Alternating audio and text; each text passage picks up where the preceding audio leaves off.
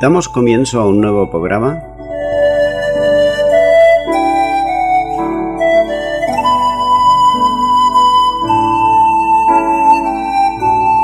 Servidores de Dios.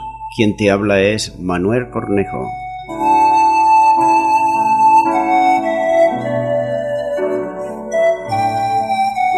Este es un programa que está respaldado por la Iglesia Evangélica Misión Evangélica de Cataluña.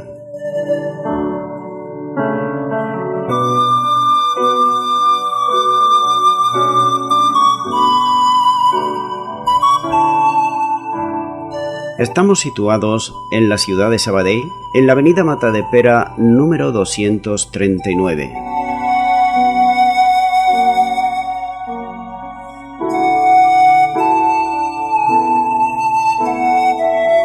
Antes de dar introducción a la palabra de Dios, estaremos poniendo una alabanza.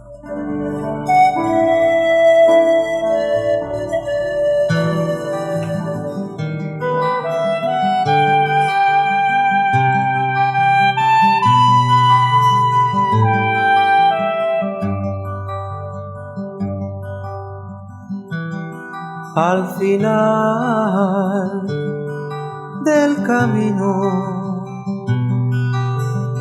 donde el sol nació,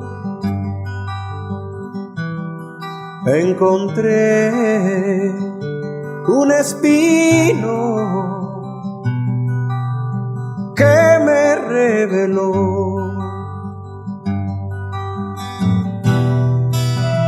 que en los cielos hay una gloria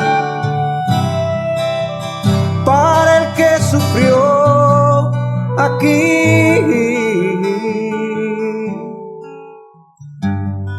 pues Jesús, el Señor, murió en la cruz por ti.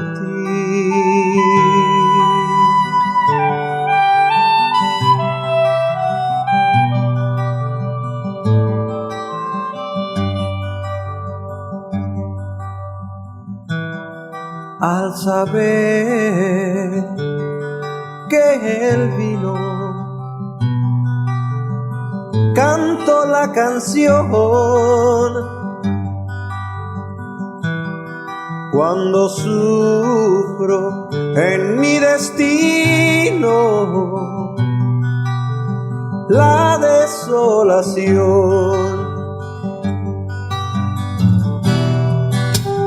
por amor se dio en el día que te vio llorar solo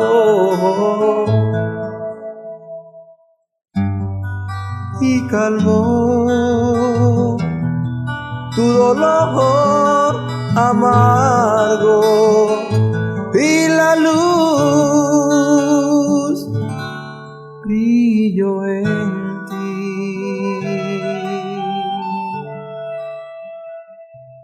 Bienvenido al programa Servidores de Dios. En el día de hoy estaré compartiendo la palabra y estaré acabando ya con el capítulo 7 de Hebreos, los versículos 27 y 28. Pero comienzo con el versículo 27 donde dice la palabra de Dios, que no tiene necesidad cada día, como aquellos sumos sacerdotes, de ofrecer primero sacrificios por sus propios pecados y luego por los del pueblo, porque esto lo hizo una vez para siempre, ofreciéndose a sí mismo. Aarón y sus sucesores, antes de presentar una ofrenda por el pecado a favor de su pueblo, tenían que presentar una por ellos mismos. Esto era preeminentemente cierto en el día anual de la expiación, antes de que se llevara a cabo el ritual de los 2 machos cabríos, para limpiar a la nación del pecado acumulado en los últimos 12 meses anteriores, ya que la ley así lo decía. En Levítico 16:6 dice: y hará traer a Aarón el becerro de la expiación que es suyo, y hará reconciliación por sí y por su casa. Pero había otras ocasiones en que debía de hacerse una expiación semejante, como nos muestra también Levíticos capítulo 4 y ahora el versículo 3, donde dice: si el sacerdote ungido pecare según el pecado del pueblo, ofrecerá a Jehová por su pecado, que habrá cometido un becerro sin defecto para expiación. Esta ofrenda ocasional puede haber estado en la mente del escritor de la epístola a los Hebreos, cuando utilizó la expresión cada día en conexión con esto. Por cierto, que no hay un mandamiento explícito para que el sumo sacerdote presente un sacrificio diario por sí mismo, pero el pecado por yerro, como dice Levíticos 4:2, muy bien podría haber sido un riesgo diario, es decir, una serie de pecados diarios que se pueden cometer, y el sumo sacerdote ocupaba una posición especial, ya que un pecado inadvertido de su parte traía culpa sobre el pueblo. Por lo tanto, era sabio tomar precauciones contra la misma posibilidad de haber cometido un pecado inadvertido. En otras palabras, que había que estar al tanto. No podía uno dormirse, no podía uno seguir la corriente y decir, bueno, es igual, no ocurre absolutamente nada. Por un pecado, este pecado, por ejemplo, no es tan grave, se puede pasar, no pasa absolutamente nada, no. Muchas veces se utiliza una palabra que se llama la mentira piadosa, y la mentira piadosa no existe. La mentira es mentira, y la mentira es pecado. Igual que también otras cosas que se dicen y son pecado también en contra de Dios, y se dice, no lo he dicho con esa intención. Pues si no lo has dicho, pues no lo digas. Si no lo has hecho con esa intención, pues mejor no es decirlo, porque el decirlo y también el hacerlo es pecado. Parece ser que el sumo sacerdote, volviendo al versículo, día a día ofrece oraciones y sacrificio y pide bendiciones para él y para su pueblo. Para todas las edades y todas las partes de la nación, él pedía bendiciones y hacía oraciones. Y lo hacía como un solo cuerpo, para que puedan estar unidas armoniosamente en una sola y misma comunión, teniendo paz y también teniendo buen orden. Y la misma palabra de Dios nos muestra a nosotros, en el Nuevo Testamento, que la Iglesia, el cuerpo de Cristo, que es el pueblo de Dios en el día de hoy, también debe de tener esa unidad perfecta, como lo dice en Efesios, en el Espíritu. Y no solamente tenerla, sino procurarla tener, para que cada uno no piense lo de sí mismo aquello que no debe de pensar, sino que haya unidad perfecta para que todos seamos dirigidos ahora por el Espíritu Santo de Dios.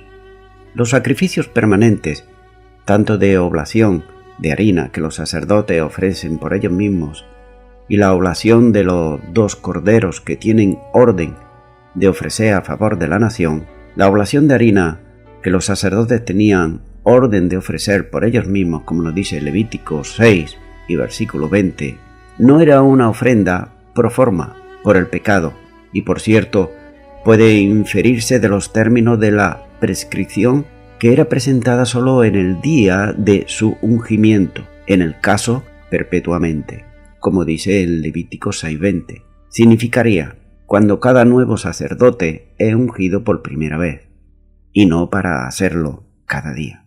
Pero resulta claro que llegó a ser observada como una ceremonia diaria, cualquiera fuese su intención original. Parece ser que conscientemente a Aarón sus sacrificios se consumían totalmente 2 veces al día sin interrupción, según dicen los escritores bíblicos. Pero estos sacrificios diarios y ocasionados, ofrecidos por sus propios pecados o por los del pueblo, se resumían y se elevaban, para decirlo así, a un poder más alto. Abel Davidson, este escritor comentarista de la Biblia, comenta sobre esto y dice: el oficio de sumo sacerdote, caracterizado del Señor, se cumple diariamente, y se cumple para siempre, y no solo como el del sumo sacerdote levítico, un día en el año. Esto es verdad, pero no lo es lo de nuestro autor, que quiere decir aquí diariamente. Nótese lo que dice en Hebreos más adelante, capítulo 10 y versículo 11. Y ciertamente todo sacerdote está día tras día ministrando y ofreciendo muchas veces los mismos sacrificios, que nunca pueden quitar los pecados. Nótese a lo que llevaba la ley, y la ley por muchos sacrificios que se hicieran, por todo lo que se tratara, el hombre por sí mismo, de no pecar, pues nuestra vieja naturaleza hace que, queramos o no, pequemos. Por eso es necesario, como nos dice en el Nuevo Testamento y como el Señor Jesús le dijo a Nicodemo, que le era necesario de que naciera y naciera de nuevo. Es necesario nacer de nuevo, porque cuando nacemos de nuevo, tenemos el Espíritu Santo de Dios. Y el Espíritu Santo de Dios es aquel que nos está avisando, alertando de que aquello que hemos dicho o hemos hecho, pues no es correcto y que no le agrada a Dios. Y nosotros, si somos sensibles a la voz del Espíritu Santo y a su dirección, naturalmente vamos a corregirnos. Así que ahora tenemos mayor responsabilidad, es cierto, pero también es cierto que tenemos el Espíritu Santo de Dios que ellos no tenían. Por tanto, hemos de ser previsores y no decir que hemos nacido de nuevo y hacer actual como muchas veces se suele hacer, que parece que el mundo está dentro de la iglesia o está dentro de nuestros hogares. No, el mundo y sus obras deben estar fuera, porque ellos no tienen conocimiento de la palabra de Dios, porque ellos no tienen el Espíritu Santo de Dios, porque por ellos aún, todavía si no se han arrepentido, no han aceptado a Jesucristo como Señor y Salvador. De manera que vemos que Jesús no necesita presentar un sacrificio diario, o ni siquiera un sacrificio anual por el pecado de su pueblo, ya que Él presentó un sacrificio permanentemente válido a favor de ellos, es decir, de aquellos que le hemos aceptado en nuestro corazón como Señor y Salvador, y lo hizo cuando ofreció su propia vida, y fue una ofrenda tan perfecta y eficaz que nunca necesita repetición. Sin embargo, hay que tener en cuenta, y esto no es un ataque, ni mucho menos, ni una crítica, sino es traer a la luz. Por ejemplo, el dogma catolicismo de la Iglesia de Roma afirma que en la misa se renueva el sacrificio del Calvario al celebrar el sacramento de la Eucaristía. El sacerdote celebrante consagra el pan y el vino, pronunciando una fórmula sacramental que causa el efecto de la transustanciación, es decir, en pocas palabras, y nótese que realmente el vino y el pan se convierten en el cuerpo y la sangre de Cristo. Esto, si nos damos cuenta, es antibíblico 100%, porque la Biblia no lo pone. Como he dicho, es un dogma de la Iglesia Católica de Roma. Esto significa que la consagración del pan y del vino, que se opera en el cambio de toda la sustancia del pan o la sustancia del cuerpo de Cristo y de toda la sustancia del vino en la sustancia de su sangre, lo que he dicho anteriormente. Es una doctrina católica, como he dicho, romana de la Eucaristía, definida por un canon del Concilio de Trento, aunque en realidad ya figuraba en el siglo IV, puesto que Cirilo de Jerusalén ya la había redactado en el Catecismo de los Catecúmenos, es decir, a los niños cuando iban a tomar la primera comunión. Así que vemos que tanto una cosa como los niños tomar la primera comunión son antibíblicas 100%, pero, sin embargo, es un dogma, es decir, es un mandato de la Iglesia Católica de Roma. Y nótese, cuando digo católica, católicos somos todos. Somos también los evangélicos, los protestantes, los luteranos, también lo somos, porque católico significa universal, y también lo somos porque estamos en todas partes del mundo, pero no somos de la Iglesia de Roma, que es muy distinto. Continúo. Por tanto, como dije anteriormente, una ofrenda tan perfecta y eficaz que no necesita repetición alguna, y menos aún, tiene necesidad de presentar un sacrificio por sí mismo. De hecho, como he dicho, la palabra misa y el hacer la misa es un sacrificio espiritual que se suele hacer o se suele recordar una, otra y otra vez. Entonces volvemos aquí, si se hace una misa, estamos volviendo a lo de la ley, a hacer repeticiones, cuando ya Jesucristo hizo una perfecta y la hizo para siempre. Y menos aún tiene necesidad de presentar un sacrificio por sí mismo el Señor Jesús. ¿Por qué? Porque Él es santo, Él es inocente, Él es sin mancha, como dice este capítulo 7, el versículo 26. De manera que, debido a lo completo de su identificación con su pueblo, bien sea en sus tentaciones y también en su sufrimiento de su pueblo, el Señor Jesucristo estar personalmente libre de la culpa y tiranía del pecado. Y por esa misma razón es capaz de ser el mejor y más efectivo sumo sacerdote que haya habido o pudiera el hombre poner, ya que se nos ha dicho que Él ha efectuado la purificación de nuestros pecados, como dice Hebreos 1:3. Pero no solamente eso, sino que también en Hebreos 2:17 dice que fue llamado para expiar los pecados del pueblo. También nos dice en Hebreos 5:1, y vemos que esta función de todos los sumos sacerdotes presenta ofrenda y sacrificios por el pecado. Pero ahora se nos dice expresamente la naturaleza del sacrificio que ofreció nuestro Señor, y como dice aquí este versículo 27 que estoy compartiendo del capítulo 7 de Hebreos, ofreciéndose a sí mismo. En el Antiguo Testamento hay un presagio de tal ofrenda de sí mismo en el retrato del siervo sufriente en Isaías 53:10, donde dice: puesto su vida en expiación por el pecado. Hemos de tomar en cuenta que los judíos, tanto en el tiempo de Jesús como en el día de hoy, esperaban y están esperando un Mesías triunfante. Sin embargo, no se dan cuenta, por ejemplo, aquí, que en Isaías 53:10 está presentando al Mesías sufriente, cuando dice puesto su vida en expiación por el pecado. Pero el escritor de la epístola a los hebreos no tiene necesidad de buscar precedentes que lo capaciten para interpretar la muerte del Señor Jesús en términos de un sacrificio voluntario. Así fue como Jesús mismo vio su muerte, cuando dijo en Marcos 10:45, el Hijo del Hombre ha venido para dar su vida en rescate por muchos.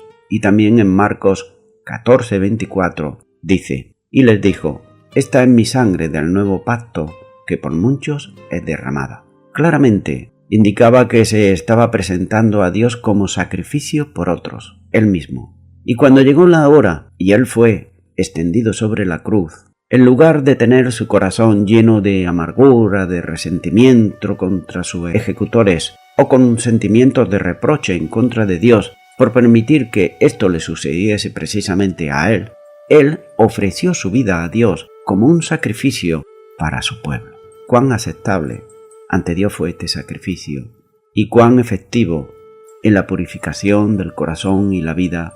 Dejemos que los testimonios, aquellos que han encontrado a través de la fe en Él esa paz con Dios y esa liberación del pecado que ninguna otra podría haberle proporcionado.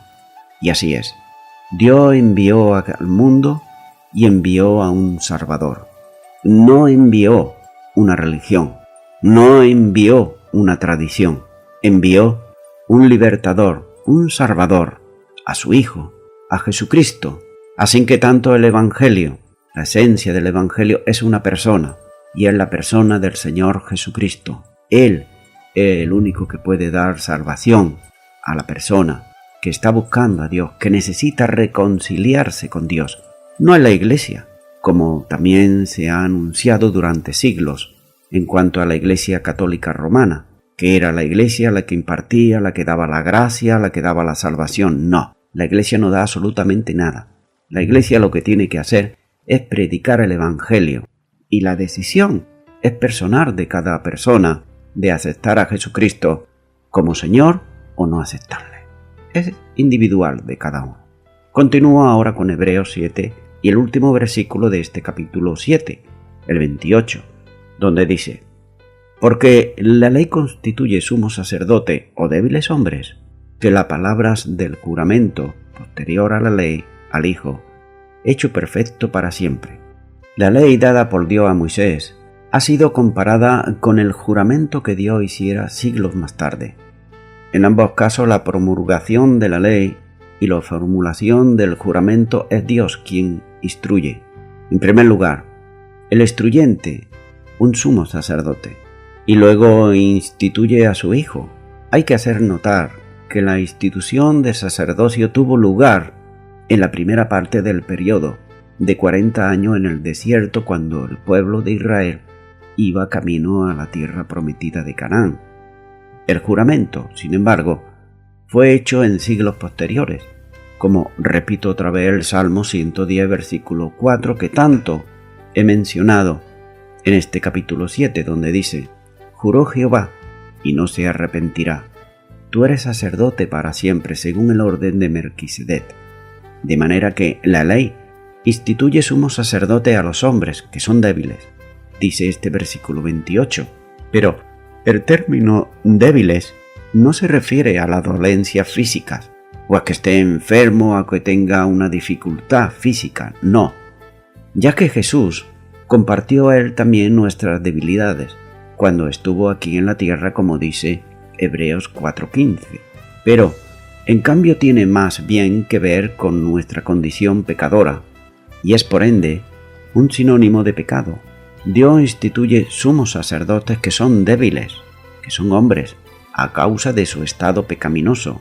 Él, Dios, sabía que estos hombres iban a sucumbir al pecado, y también revelaría su debilidad moral, es decir, que muchas veces, como Pablo dice: miserable de mí, ¿quién me librará de este cuerpo de pecado? Es decir, por muy santo que podamos nosotros aparentar o querer ser, recordemos que mientras estemos aquí en este cuerpo de pecado, en este cuerpo de carne, estamos sujetos a las tentaciones, a las debilidades de la carne. Pero eso tampoco debe ser, por otro lado, una licencia para poder decir: la carne es débil, hermano, ¿qué puedo hacer? Pues si la carne es débil, también la palabra de Dios nos dice que tenemos dominio propio. Y debemos de esforzarnos por agradar al Señor.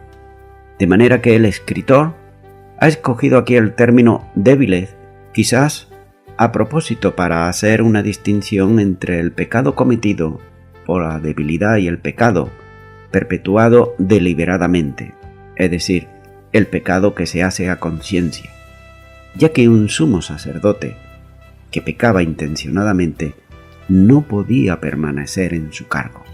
¡Ay! Si se aplicara esto en los días de hoy, aquellos que lo hacen intencionadamente, aquellos que siguen pecando y lo siguen haciendo solapadamente, a escondidas. Pero muchas veces, tarde o temprano, ese pecado sale, y sobre todo cuando es un líder, en este caso aquí nos dice la palabra de Dios, un sumo sacerdote, que tenía un pecado intencionadamente, no podía permanecer en el cargo si era descubierto, y también sigue ocurriendo en el día de hoy. Aquellos, llámense el nombre que se llamen, sean evangélicos, sean protestantes, sean católicos romanos, sean ortodoxos, sean los que sean, aquellos que son conscientes de que están pecando delante de Dios y siguen ahí en su cargo, no se imaginan ni siquiera un poquito lo que están haciendo. Y lo que están haciendo es que cuando he descubierto el pecado, son muchas almas las que quedan defraudadas, son muchas almas las que inocentemente se apartan de Dios, quizás porque no se les ha enseñado que deben de mirar primeramente a Dios y tener puesta su mirada en Jesús, el autor y el consumador de la fe. No se le ha enseñado. Se le ha enseñado más bien tener la mirada puesta en el hombre y en la institución. Así que cuando el hombre o la institución cae, pues arrastra a todos aquellos que tienen su mirada puesta. Recordemos, el hombre, yo personalmente soy débil. ¿Puedo caer? Claro que sí. Pero al momento que caiga, ten por seguro que nada más caer al suelo, estaré clamando perdón de parte de Dios, rápidamente. Así que Dios no provee expiación por el pecado meditado y voluntario, como nos dice Hebreos 9:7. Pero en la segunda parte, solo el sumo sacerdote una vez al año, no sin sangre, la cual ofrece por sí mismo y por los pecados de ignorancia del pueblo. Nótese, pecados de ignorancia del pueblo. Esta es otra clase también de pecados que se suelen cometer cuando somos ignorantes. Antes, cuando no teníamos a Cristo en nuestro corazón como Señor y Salvador, no cometíamos uno al día, sino cientos de pecados contra Dios, porque estábamos en tinieblas y éramos ignorantes y ajenos a la palabra de Dios. Pero ahora tenemos conocimiento de la palabra de Dios.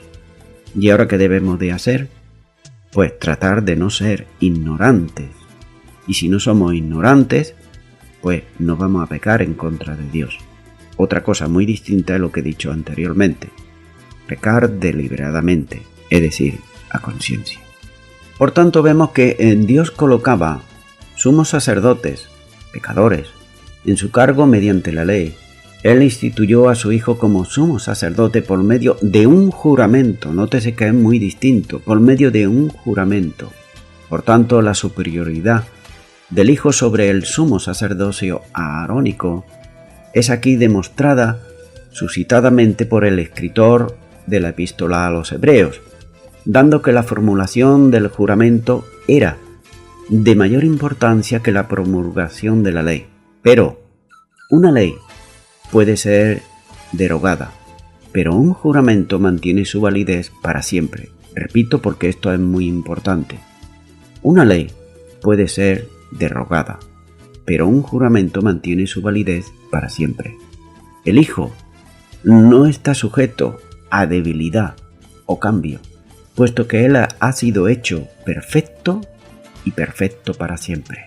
La expresión Hijo nos trae a la memoria el capítulo 1 de Hebreos, donde el escritor enseña la superioridad del Hijo sobre la creación, incluyendo a los ángeles, como dice el capítulo 1, versículos 2, 3, 5 y 8. También nos lo muestra en el capítulo 3, versículo 6 y otros tantos.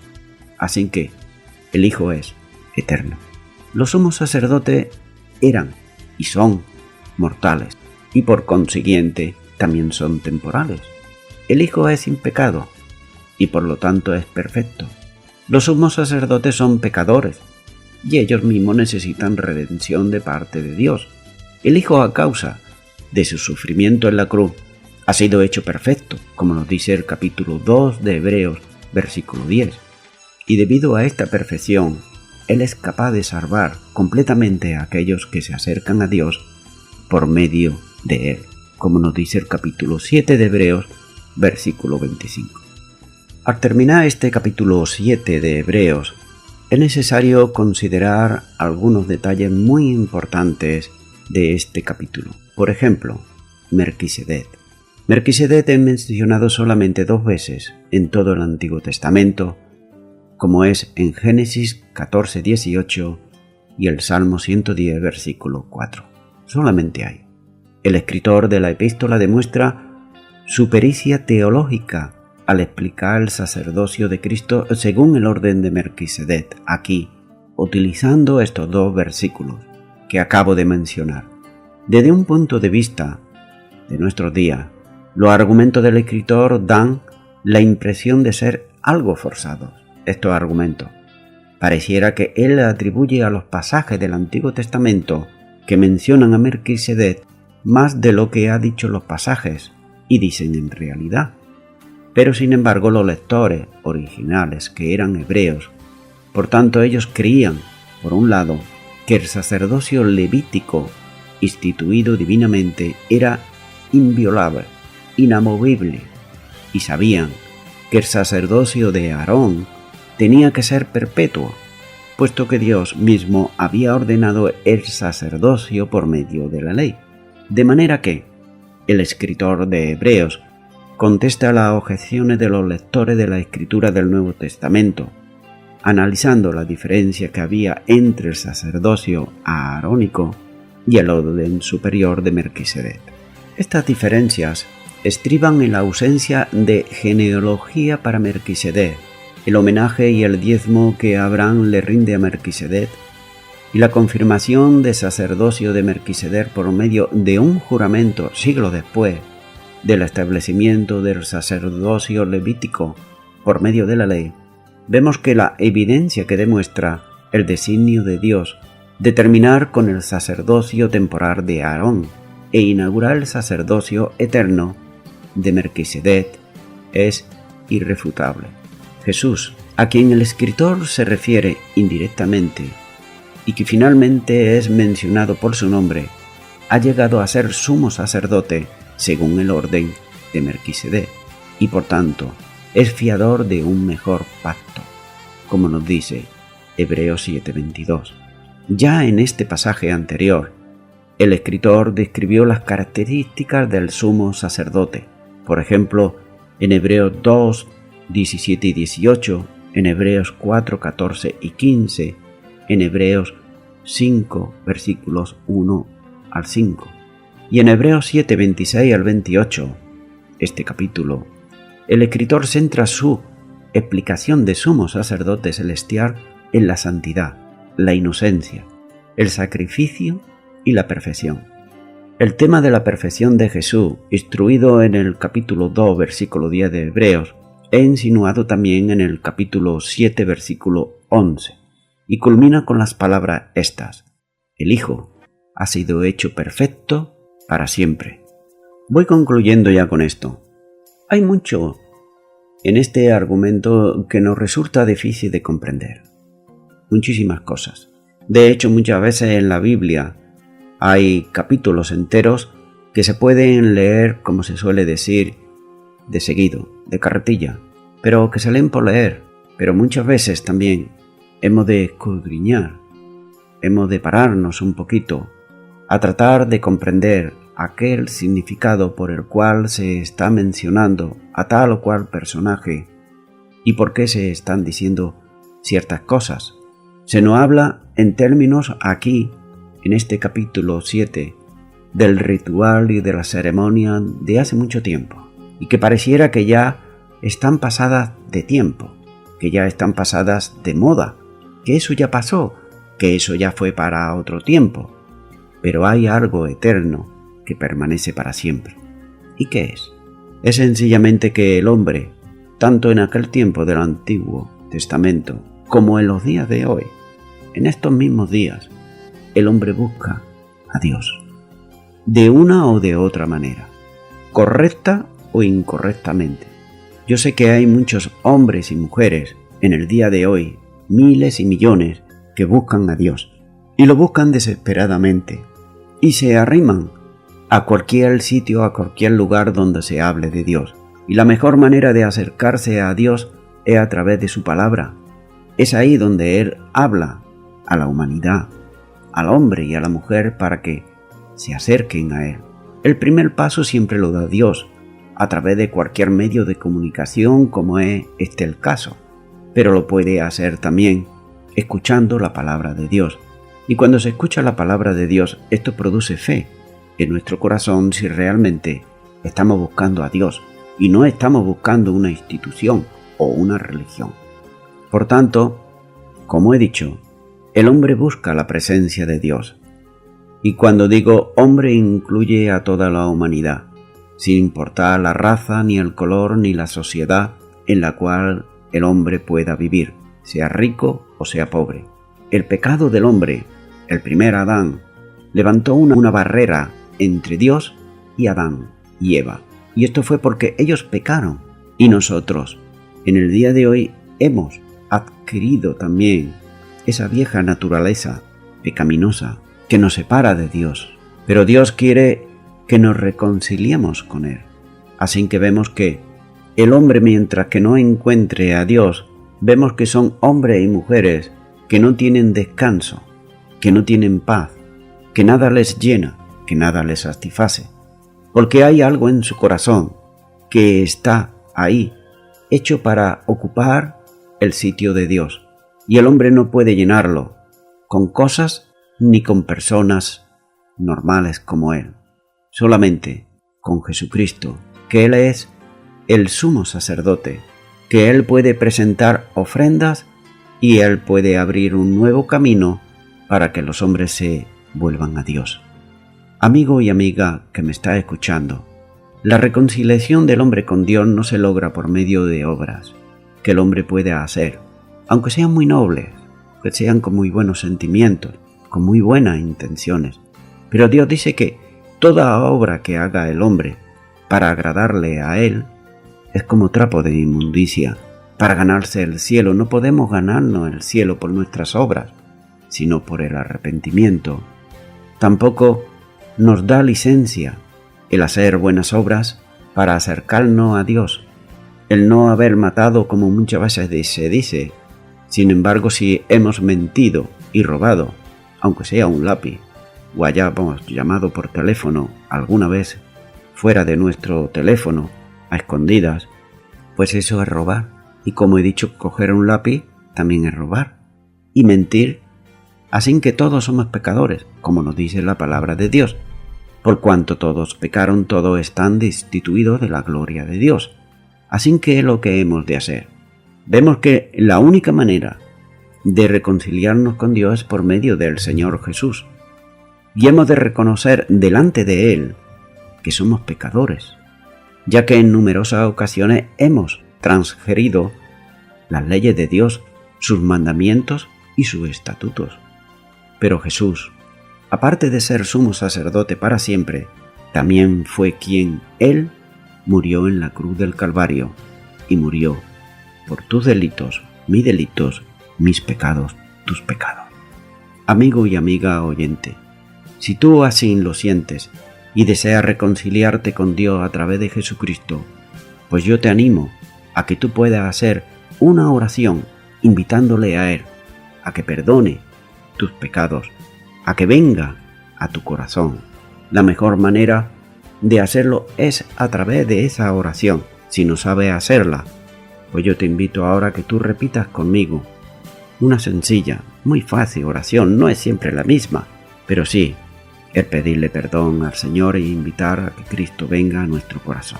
Así que te animo ahora, repite conmigo y di ahí a donde estás, di: Señor Jesús, te pido perdón por todos mis pecados.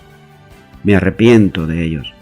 Sé que inconscientemente o conscientemente he pecado en contra de ti. Me arrepiento de todos mis pecados. Te abro mi corazón y te recibo, Señor Jesucristo, como mi Señor y mi Salvador. Creo que tú moriste por mis delitos y pecados en la cruz del Calvario, pero también sé que tú resucitaste de entre los muertos. Y yo te doy gracias en el nombre de Jesús. Amén.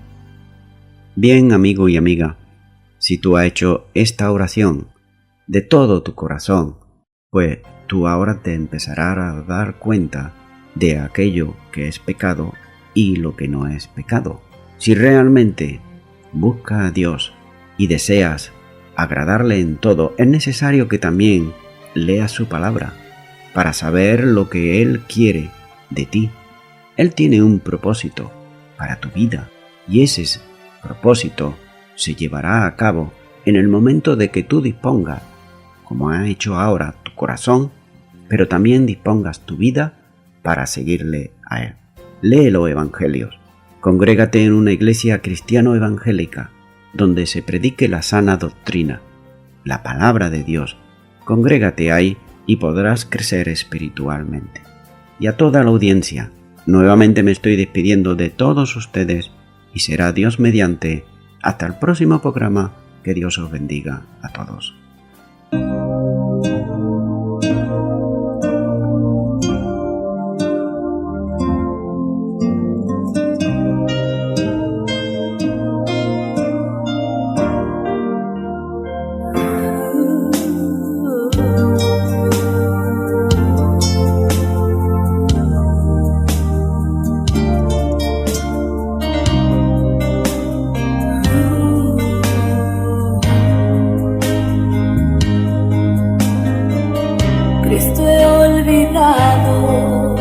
Palabras que has hablado y a pesar de todo aquí sigues junto a mí, caminando con el mundo y mi corazón contigo.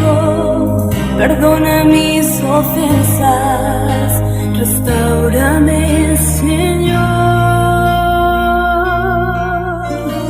Ten misericordia, no me dejes.